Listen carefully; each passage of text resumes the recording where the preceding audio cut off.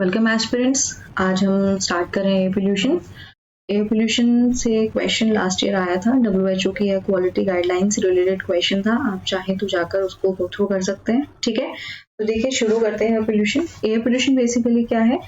आपका जो एटमॉस्फेयर है उसकी अगर फिजिकल और केमिकल और बायोलॉजिकल चेंजेस अगर वहाँ पे देखने को मिलेंगे तो ये बेसिकली कहलाएगा आपका एयर पोल्यूशन। अब एटमॉस्फेयर आपका जो बना हुआ होता है, जिन स्टूडेंट्स को नहीं पता, एटमॉस्फेयर आपका बहुत सारी सेवरल गैसेस हैं उनसे मिलकर बना है। यानी जहाँ पर आप जो वहाँ पे आपको सेवरल गैसेस में आपको यहाँ पे नाइट्रोजन मिलेगी, ऑक्सीजन मिलेगी, कार्बन डाइऑक्साइड होगा, आर्गन होगी, हीलियम होगी, बहुत सारी गैसेस से मिलकर आपका एटमॉस्फेयर फॉर्म होता है, राइट। इसी एटमॉस्फेयर की जो एयर में जो गैसेस हैं, अगर इनकी प्रॉपर्टी में अगर चेंजेस देखने को मिलेगा या फिर यहाँ पे कुछ ऐसे हार्मफुल सब्सटेंसेस ऐड ऑन हो जाएंगे तो वही आपका कॉज करेंगे एयर पोल्यूशन, राइट। अब एयर पोल्यूशन को कॉज करने वाले एजेंट्स होंगे, यानी इनको हम पोल्यूटेंट भी बोलेंगे। तो ये एजेंट्स क्या है? ये एजेंट्स हैं आपकी harmful gases, dust particles, smoke, right. तो ये आपके एजेंट्स हैं और इन्हीं एजेंट्स की बेसिस पे इसको दो मेजर कैटेगरी में डिवाइड किया गया है। एक कैटेगरी आपकी गैसियस पोल्यूटेंट, दूसरी कैटेगरी आपकी particulate pollutant. Particulate pollutant basically क्या होगा? यहाँ पे डस्ट पार्टिकल्स होंगे और इनके साइज के बेसिस पे क्या है, ये आपके एटमॉस्फेयर को पोल्यूट करेंगे, राइट। और गैसियस पोल्यूशन में क्या हो जाएगा? गैसियस पोल्यूटेंट बेसिकली यहाँ पे स्मोक होगा, डस्ट होगा, जो गैसेस हैं आपकी, चाहे कार्बन डाइऑक्साइड हो जाएगा, सल्फर डाइऑक्साइड, नाइट्रोजन ऑक्साइड। तो ये गैसेस की वजह से क्या होगा? आपके एयर पोल्यूशन आपको देखने को मिलेगा। आई होप स्टूडेंट ये चीज क्लियर हो गई होगी। चलिए आगे मूव करते हैं। नेक्स्ट यहाँ पे स्टार्ट करेंगे पर्टिकुलेट पोल्यूटेंट से। पर्टिकुलेट पोल्यूटेंट बेसिकली क्या होगा? They are the particles that pollute the air by being suspended.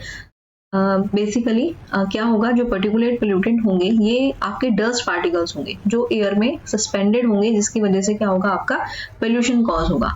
अब इनकी मेजर सोर्सेज क्या है? सोर्सेज इनके दो तरीके के हो सकते हैं। पहला सोर्स है इनका anthropogenic. Anthropogenic means human activities के थ्रू, ह्यूमंस की जो एक्टिविटीज हो रही है उनके बेसिस पे जो भी पर्टिकुलेट पोल्यूटेंट रिलीज हो रहे हैं, जैसे व्हीकल्स हैं, ठीक है, व्हीकल से जो स्मोक वगैरह रिलीज होगा। इसके अलावा कंस्ट्रक्शन साइट से जो भी डस्ट पार्टिकल्स रिलीज होंगे, इंडस्ट्रीज में जो भी एक्टिविटीज हो रही है, वो सारी क्या है, ये सब के सब आएंगे आपके जो ये मेजर सोर्सेज हैं जहां से आपके जो पर्टिकुलेट पोल्यूटेंट है वो आपके रिलीज हो रहे हैं।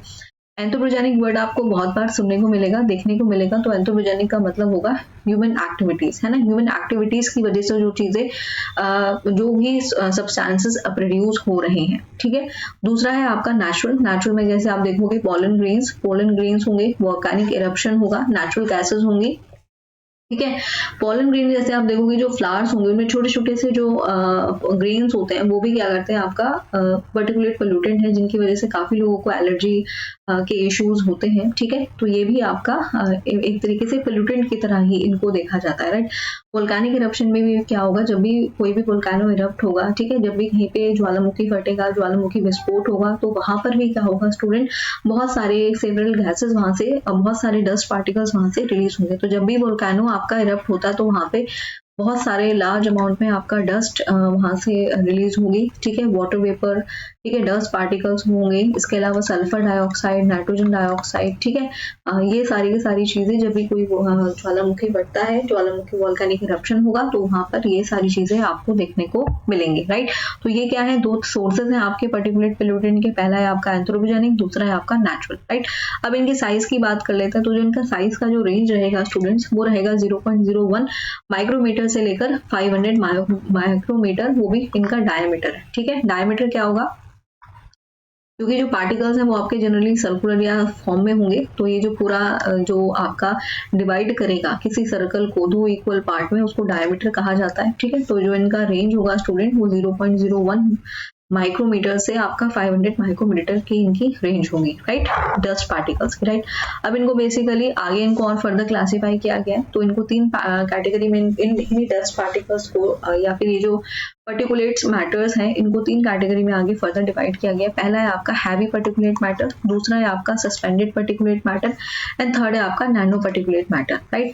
अगर हैवी पर्टिकुलेट मैटर की बात की जाएगी तो जो इनका साइज होगा वो मोर देन 10 माइक्रोमीटर होगा, यानी इनको PM10 पार्टिकल्स भी कहा जाएगा, राइट। ये एक टाइम के बाद ये सेटल डाउन हो जाएंगे, क्योंकि ये हैवी पार्टिकल्स होंगे, तो एक टाइम के बाद क्या हो जाएगा, ये आपके एटमॉस्फेयर में आपको सेटल डाउन होते हुए मिलेंगे या फिर ये अर्थ सरफेस पर आ जाएंगे, ठीक है। दूसरा, सस्पेंडेड पार्टिकल्स में क्या होगा, जिनका साइज आपका 10 माइक्रोमीटर होगा, यानी लेस होगा, जैसे आपके PM 2.5, राइट।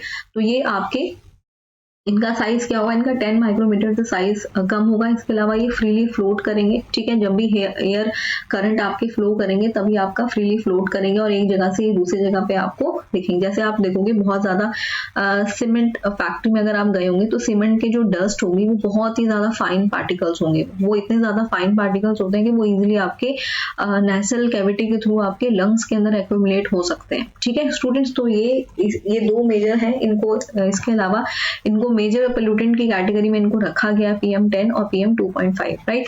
इसके अलावा नैनो पार्टिकल्स होंगे जिनका साइज क्या होगा, लेस देन 0.02 माइक्रोमीटर। ये बहुत ज्यादा लाइट होंगे और जितने ज्यादा लाइट है उतने ज्यादा ये हार्मफुल भी हैं। ये आपके एरोसोल फॉर्म करते हैं, राइट। एरोसोल्स का फॉर्म करने का मतलब होगा यहाँ पे डस्ट पार्टिकल्स और आपका एक गैस होगी जिसके साथ आपका क्या होगा, एरोसोल आपका फॉर्म होगा। इसके अलावा ये ओजोन डिप्लीशन में बहुत बड़ा रोल प्ले कर रहे हैं, ठीक है। इसके अलावा इन्वायरमेंटल हाइड्रोजन रेडिकल कंसंट्रेशन के फॉर्म में ये रहेंगे। इसके अलावा जो स्ट्रेटोस्फेरिक टेम्परेचर है अर्थ का, है ना, स्ट्रेटोस्फेरिक जो टेम्परेचर है वो भी ये राइज करते हैं आपके जो नैनो पार्टिकल्स हैं, राइट। आपको ये पता होगा जो हमारा अर्थ का एटमॉस्फेयर है, इसमें एटमॉस्फेयर में जो इसकी बहुत सारी सेवरल लेयर्स हैं, ठीक है। पहली लेयर आपकी ट्रोपोस्फेयर है, दूसरी आपकी स्ट्रेटोस्फेयर है। तो जो स्ट्रेटोस्फेयर है यहीं पर आपका ओजोन लेयर पाई जाती है, ठीक है। और इस ओजोन का काम क्या होगा, ये आपके जो अल्ट्रावायलेट रेडिएशंस हैं, जो सन से अल्ट्रावायलेट रेडिएशंस आ रही हैं, उनको ये फिल्टर करके आपका अर्थ सरफेस पर भेजता है। बट ये जो नैनो पार्टिकल्स हैं ये क्या करेंगे, ये बैरियर का काम करेंगे और ये बेसिकली क्या करेंगे, जो अल्ट्रावायलेट रेज है और आपका ओजोन होल कर रही है, ठीक है। जो अल्ट्रावायलेट रेडिएशन है वो आपका एज इट इज ये आपके अर्थ सरफेस पर आ रही है, ठीक है। तो ये तीन तरह के पार्टिकल्स हैं स्टूडेंट्स, एक है हैवी पार्टिकुलेट मैटर, दूसरा आपका सस्पेंडेड पार्टिकुलेट मैटर और थर्ड है आपका nano particulate matter. I hope कि आपको ये चीज क्लियर हो गई होगी। इनका साइज इंपॉर्टेंट है क्योंकि साइज की वजह से ही क्या है, ये साइज की वजह से ही बेसिकली ये हार्मफुल इफेक्ट प्रोड्यूस करते हैं, राइट। तो ये चीज स्टूडेंट क्लियर होगी। चलिए आगे बढ़ते हैं।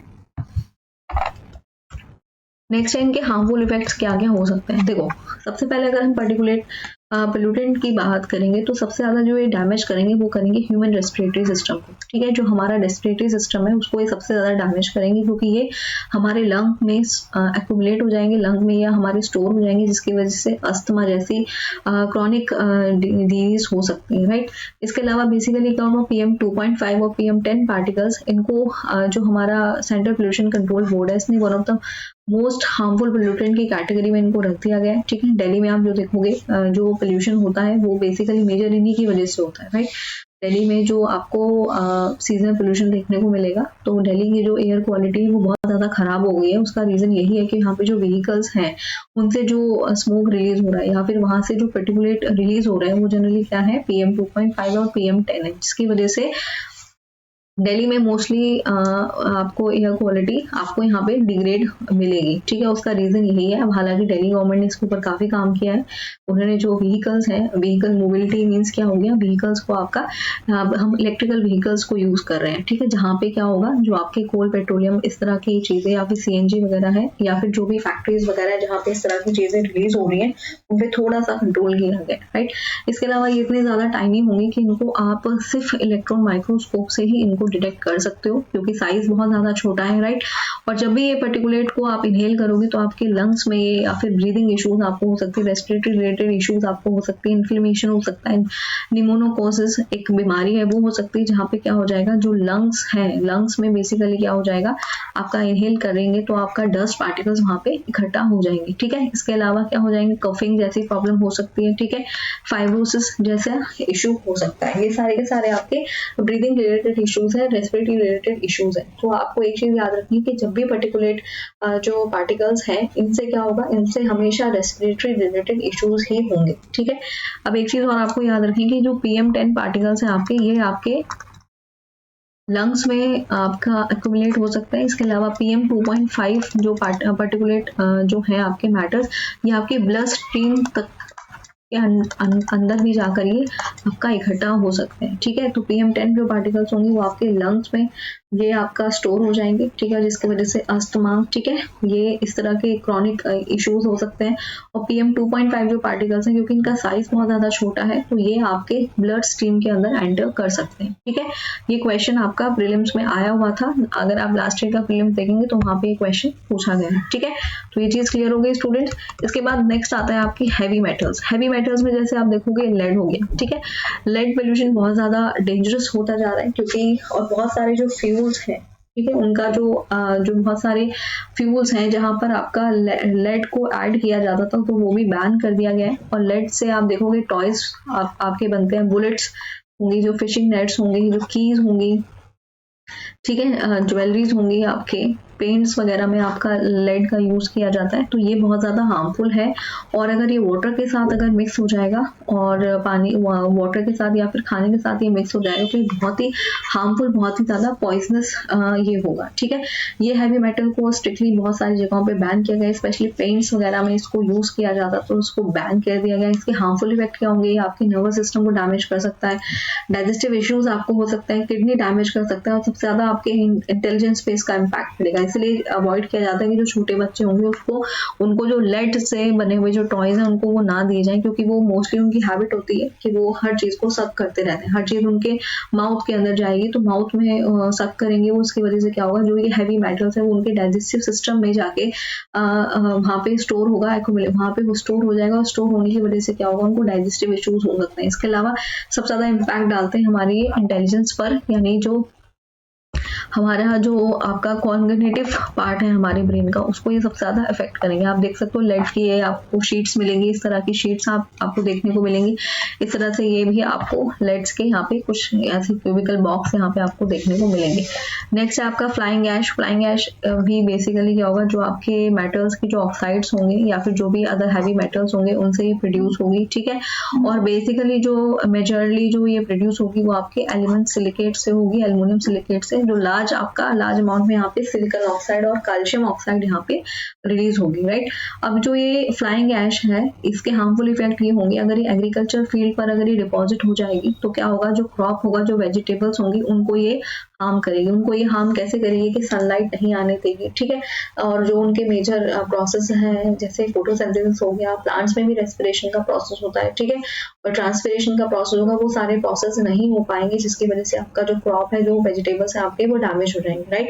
इनका मेन सोर्स क्या है फ्लाइंग ऐश का? फ्लाइंग ऐश का आपका स्टूडेंट्स मेन सोर्स होगा जो आपके थर्मल पावर प्लांट्स है, राइट। थर्मल पावर प्लांट्स है वो इनका मेजर सोर्स है, जहां से आपका फ्लाइंग ऐश या फ्लाइंग जो ऐश पोल्यूटेंट्स है वो आपके रिलीज हो रहे हैं, राइट। इसके अलावा मिनिस्ट्री ऑफ एनवायरमेंट और फॉरेस्ट ने मैंडेटरी किया है कि जो फ्लाइंग ऐश से जो आपके प्रोड्यूस हो रही है, स्पेशली जहाँ पे कंस्ट्रक्शन का प्रोजेक्ट हो रहा है, वहां पे इस फ्लाइंग ऐश को यूज किया जाए, राइट।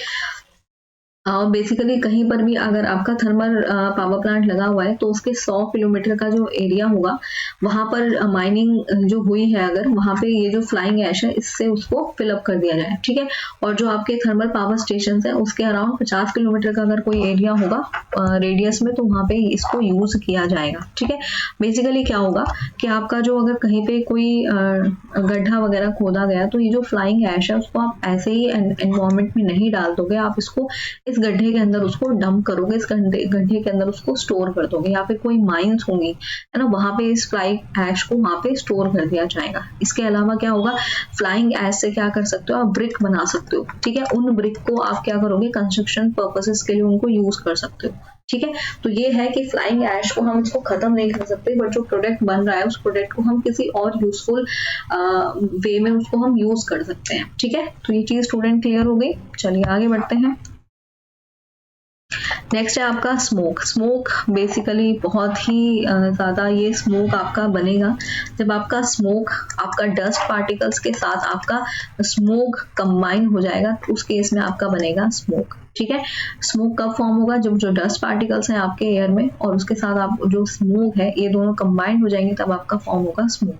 स्मोक का फॉर्म होने के सोर्सेज क्या है, एक तो इंडस्ट्रीज हो जाएंगे आपके, दूसरा व्हीकल जो पोल्यूशन, राइट, व्हीकल से जो स्मोक रिलीज हो रहा है और इंडस्ट्री से जो डस्ट रिलीज हो रही है, वो दोनों जब कंबाइन होते हैं तब आपका बनेगा स्मोक, ठीक है। Associated with heavy traffic, high temperature और फार्म बिड्स, ठीक है। इनसे बेसिकली क्या होगा, जब कहीं पे अगर हैवी ट्रैफिक हो रहा है तो आप देखोगे वहाँ पे क्या होगा, पोल्यूशन ही वहाँ पे कॉज होगा, व्हीकल्स बहुत ज़्यादा वहाँ पे स्मोक वगैरह रिलीज हो रहा होगा, हाई टेम्परेचर अगर होगा, ठीक है। तो ये इस केसेस में क्या होगा, आपका स्मोक रिड्यूस होगा। अब इसकी कैरेक्टरिस्टिक्स क्या है, ये बेसिकली कॉम्बिनेशन है किसका, स्मोक का और फॉग का। स्मोक और फॉग का भी कॉम्बिनेशन होगा, प्लस डस्ट और स्मोक का भी ये कॉम्बिनेशन होगा, राइट। इसमें बहुत सारे गैसेस होंगे, वाटर वेपर्स होंगे, ठीक है, डस्ट पार्टिकल्स होंगे, उनकी कंबाइंड फॉर्म होगी ये। और जनरली आपके ग्राउंड के आसपास ही आपको ये दिखाई देगा, जो स्मोक के जो पार्टिकल्स होंगे आपके वो ग्राउंड के ही क्लोजर होंगे, राइट। इसका इम्पैक्ट क्या पड़ेगा, इसका इम्पैक्ट पड़ेगा रेस्पिरेटरी प्रॉब्लम्स होंगी, आंखों में इरिटेशन हो सकती है, ठीक है। जैसे आपने देखा होगा, जब कभी भी एग्जाम्पल मैं दिल्ली का ही कोट करूंगी, यहाँ पे एयर पोल्यूशन जब होगा, जब एयर की क्वालिटी बहुत ज्यादा खराब हो जाती है, एयर पोल्यूशन यहाँ पे जब होगा, तो जनरली आप देखोगे लोगों के आंखों में इरिटेशन जैसे इश्यूज हो सकते हैं ना, ब्रीदिंग इश्यूज हो गए, मास्क वगैरह लोगों को वेयर करना पड़ता है, ठीक है। तो जो स्मोक होगा ये भी आपका आगे फर्दर अगर आप देखोगे तो ये भी आगे दो टाइप में इसको फर्दर आगे क्लासीफाई किया गया। एक है आपका सल्फरस आपका स्मोक, दूसरा आपका होगा नाइट्रस स्मोक, ठीक है। सल्फरस स्मोक को लंडन स्मोक भी कहा जाता है, ठीक है। तो ये इस तरीके से इसको आगे डिफरेंशिएट किया गया है स्टूडेंट्स।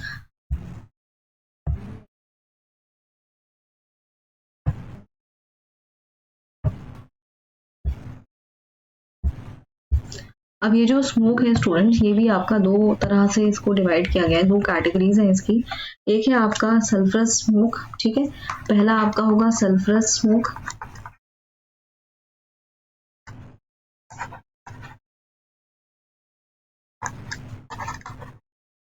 ठीक है। यहाँ पे क्या होगा, जनरली जो सल्फर ऑक्साइड होगा, ठीक है, इसी स्मोक को आपका लंदन स्मोक भी कहा जाता है, ठीक है, क्योंकि सबसे पहले लंदन में फॉर्म हुआ था, इसलिए इसको लंदन स्मोक कहा जाएगा।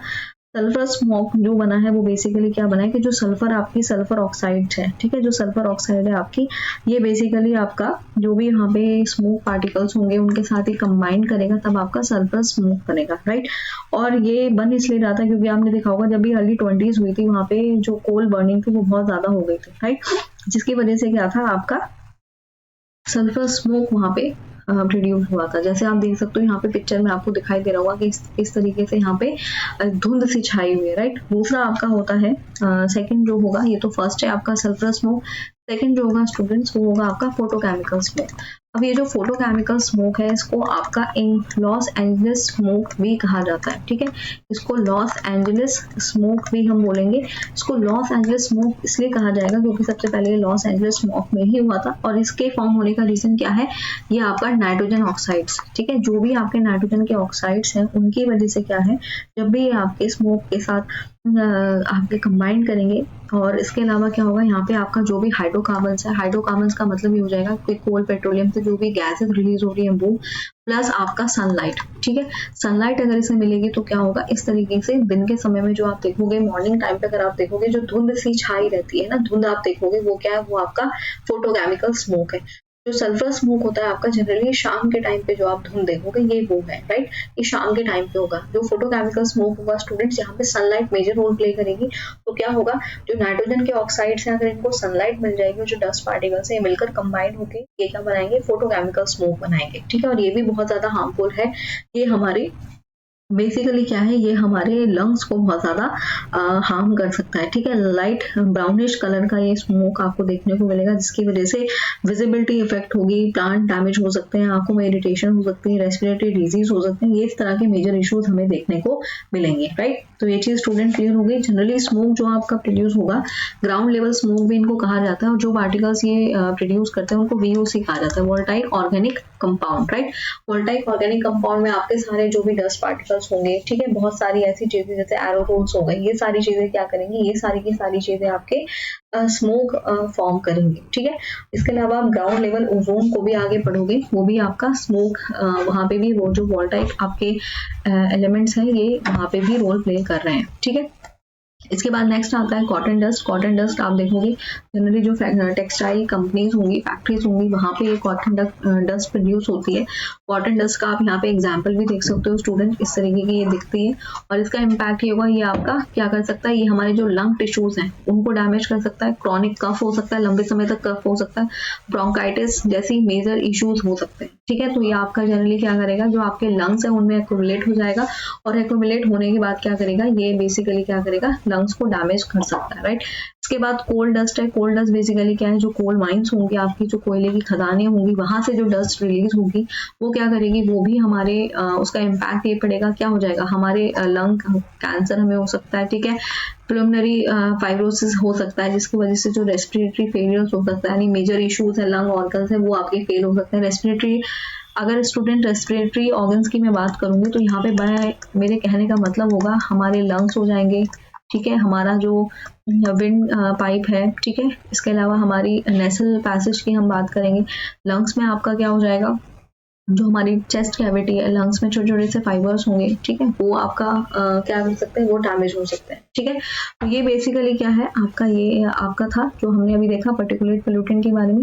दूसरा टाइप आता है आपका गैसियस पोल्यूटेंट। गैसियस पोल्यूटेंट में क्या होगा, मेजर ये गैसेस हैं आपकी जो आपका एयर पोल्यूशन कॉज करेंगे, जैसे carbon monoxide, carbon dioxide, chlorofluorocarbon, ozone हो जाएगा, ठीक है, नाइट्रोजन हो जाएगा और सल्फर के ऑक्साइड्स हो जाएंगे।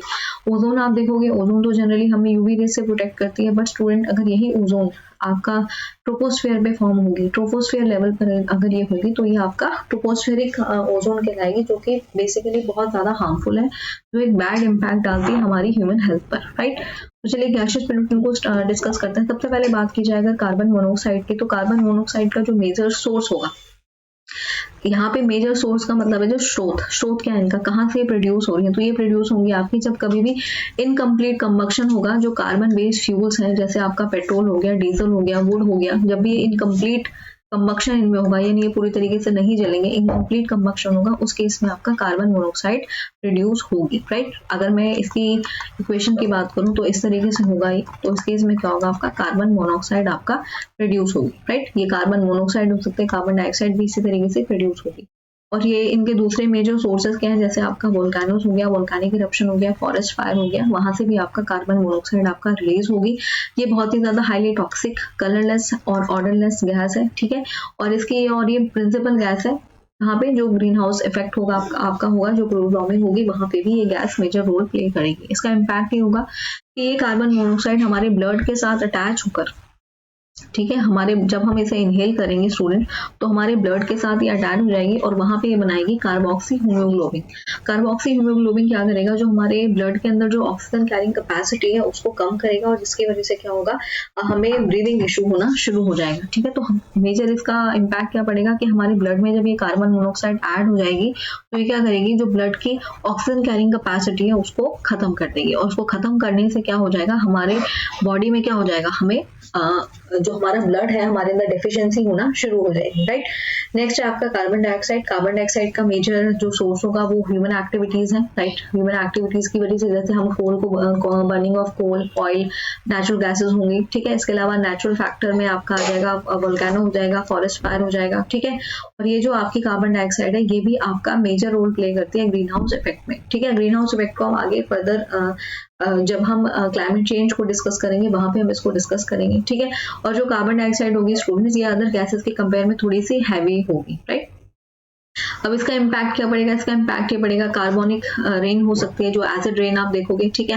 हेडेक हो सकता है, डिजीनेस हो सकती है, एस्पेशिया हो सकती है। ठीक है, ये एक न्यूरोलॉजिकल डिसऑर्डर है, ये हो सकता है। ठीक है, तो बेसिकली कार्बन डाइऑक्साइड का मेन सोर्स तो ये होगा ह्यूमन एक्टिविटीज। वो क्या है, जैसे ह्यूमन एक्टिविटीज का मतलब ये हो जाएगा जो हम पेड़ों की आज लार्ज स्केल पर कटिंग कर रहे हैं। ठीक है, पेड़ों को जो हम लार्ज स्केल पर कट कर रहे हैं उसकी वजह से क्या है, जो कार्बन डाइऑक्साइड है उसका कंसंट्रेशन बढ़ता जा रहा है, और कार्बन डाइऑक्साइड का कंसंट्रेशन बढ़ता जा रहा है जिसकी वजह से हो रहा है इकोलॉजिकल इम्बैलेंस। तो वो हमें उसको नहीं करना है, इसलिए हम बोला जाता है कि पेड़ों को लगाइए, क्योंकि पेड़ हैं तभी जीवन है। राइट, नेक्स्ट है आपका क्लोरोफ्लोरोकार्बन्स। ये बहुत ही ज्यादा हार्मफुल है और इनका जो एनवायरमेंट में रहने का जो हम टाइम कह सकते हैं वो बहुत ज्यादा होता है। ये बहुत लंबे समय तक आपके एनवायरमेंट में या अर्थ के एटमोस्फेयर पे रह सकते हैं। इनके मेजर सोर्सेज होंगे आपके रेफ्रिजरेटर से जो गैसेज रिलीज हो रही है, एयर कंडीशनर्स हो जाएंगे, जाएंगे। एरोसोल्स का मतलब हो जाएगा जो परफ्यूम जो स्प्रे आप यूज कर रहे हो वो सारे के सारे क्या है आपके आपके उनको एरोसोल्स कहा जाता है, यानी जहाँ से आपका वाटर